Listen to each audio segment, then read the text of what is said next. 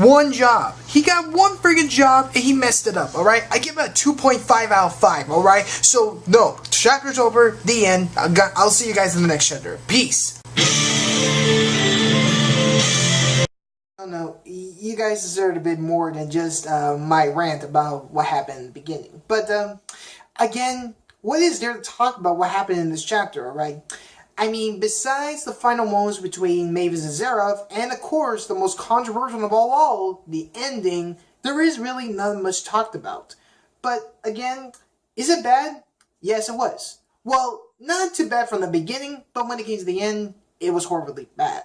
Now, the chapter entitled The Power of Life is something worth expecting, because I don't know why Hiro did this, or why he even thought about it in the first place, but I thought it was set in stone when he made it clear when he first placed Makarov to his deathbed. And he didn't. He just didn't live up to that, alright? When it comes to major deaths in Fairy Tail, as I previously stated before, or if not, I should probably state this right now, deaths had to make sacrifices. I mean, deaths has to make sense. And most parts of it does make sense. But bringing back a character that just almost got killed off doesn't make lick of sense. Okay, look, here's what happened in the beginning. Now, I had to admit, the final moments between Mavis and Zeref were really well done. I mean, seeing that two of them were once immortal beings, and now seeing their fate has finally come upon thanks to the curse, both of them can now pass on to the next life together. And I have to admit, this was really emotional between those two. I mean, if you read Fairy Tail Zero, it actually kind of explains how they first met and how the guild was actually formed. And it was because of Zero that May was able to say Magnolia and was able to form Fairy Tail. But if it weren't for Zeref,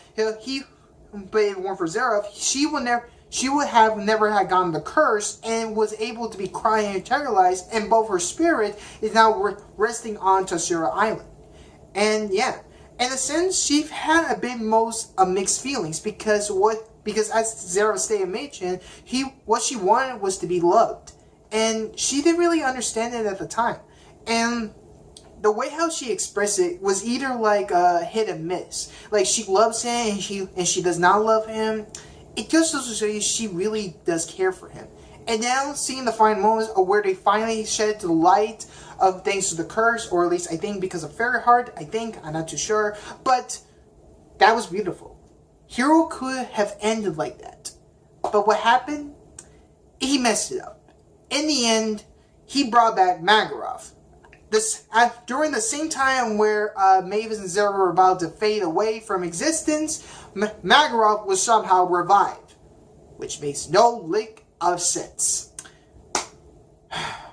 As I stated before, deaths had to make sense, and bringing back a character for whose death made a purpose made no sense. This is why Fairy Tail is being so controversial when it comes to this. Besides the whole friendship and always the power of friends, the power of love or whatever, but deaths always never been non-inclusive to Fairy Tail. There are some cases where there is, such as flashbacks, but when it comes to present time, there is no depth whatsoever. Now, you're telling about, of course, about Ichiji and Ani's sacrifice when they pushed Agnologia to the portal. I'm not too even sure if that's even possible that they survived. Now, I can guarantee you they didn't, but if there's some magorous reason they do survive, then I'll be so disappointed. Again, we only got less than 9 chapters left, so yeah. But back on to Makarov, the main point of it is just why? Why bring back a character whose death meant something to everyone? This is what the drama was built up to Fairy Tail, and it was ruined.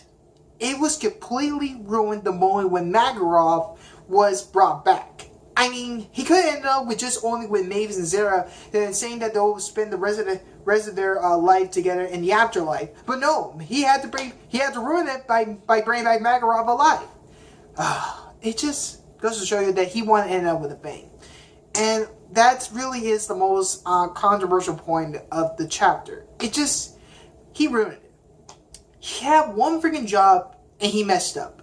I'm sorry, but this chapter, in my opinion, does deserve a 2.5 out of 5 because, like I said before, from the beginning it felt really good and he could have just ended up like that, but it was ruined thanks to Makarov. No offense, okay, but no offense to anyone. I like Makarov as a character. I really do. But you had to admit, there were times where he almost died eventually, and then he served a purpose, right? I mean, he already done his job. He cared for his children, and now he was about to sacrifice himself for his children. And it didn't work.